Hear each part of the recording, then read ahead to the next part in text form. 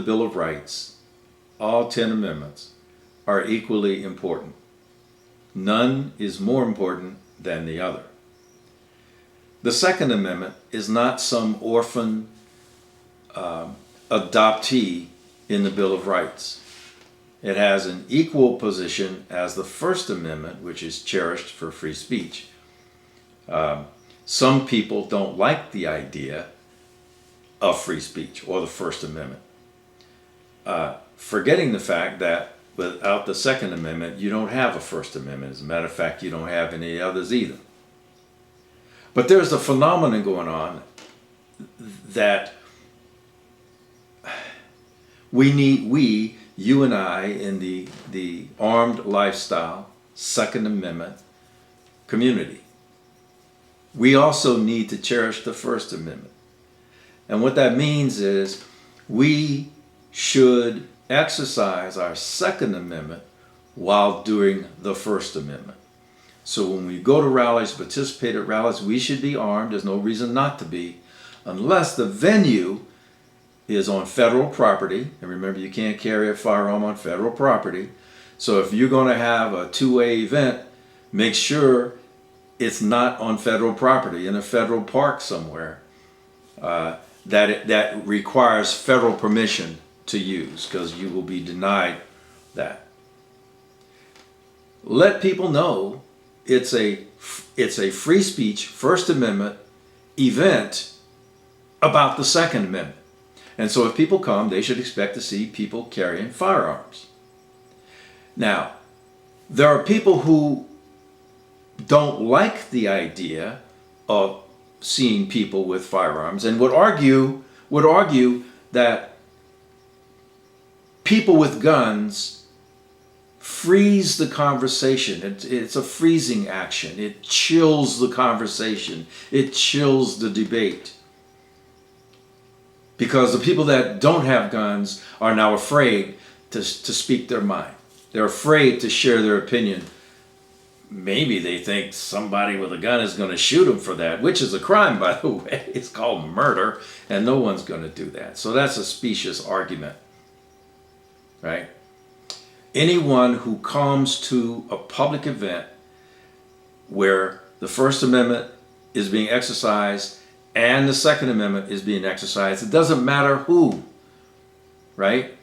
If like me, I support teachers. There's a place in heaven for every K-12 teacher, right? But if I go to a protest or a march that they're going to be doing, I'm going to be carrying a firearm and everybody's going to know it. Why?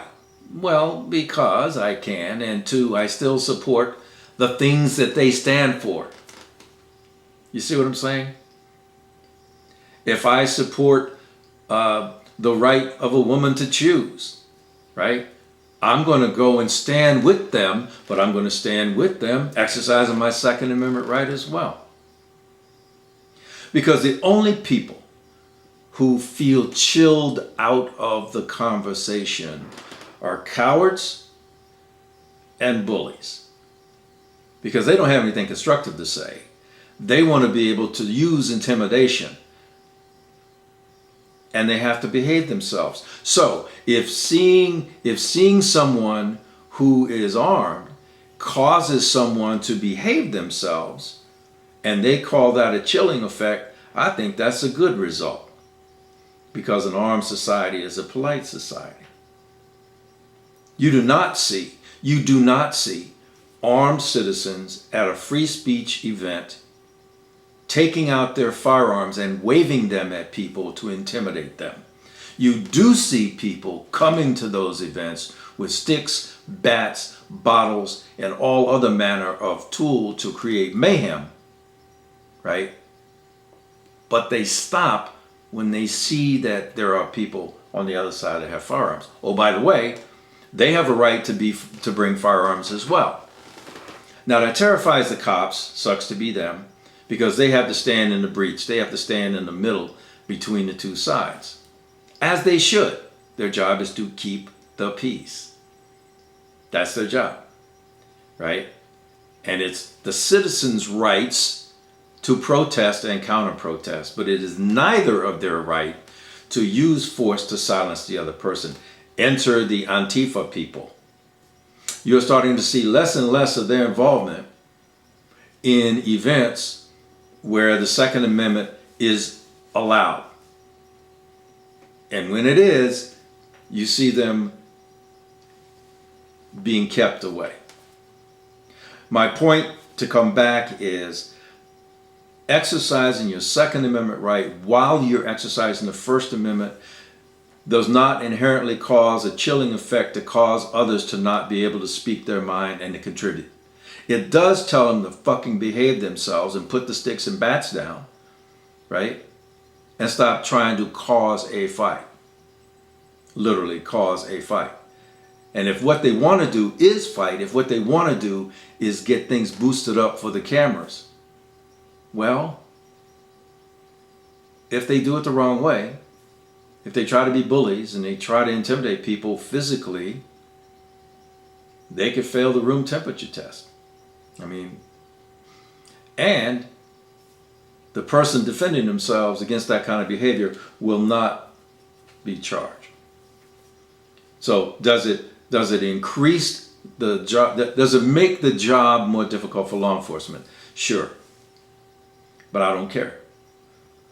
Their job is to keep the peace, not prohibit the exercise of any constitutional right. That's just the job. And if you don't want to do the job, find another job. So I kind of digressed a little bit, but you understand what I'm saying. Exercising Second Amendment while doing the First does not cause a chilling effect unless the person being chilled intends to misbehave in such a way that they should feel threatened. That's all I'm saying. So with that, I'd appreciate your thoughts. I mean, you might have different feelings than I do. Cool. Please put them down below in the comments. I'd love to read them, and so would the rest of the community. Don't forget to subscribe if you like what you hear, and hit the bell button so you get notified when there's new videos put out. So with that, as always, thanks for watching. Carry on.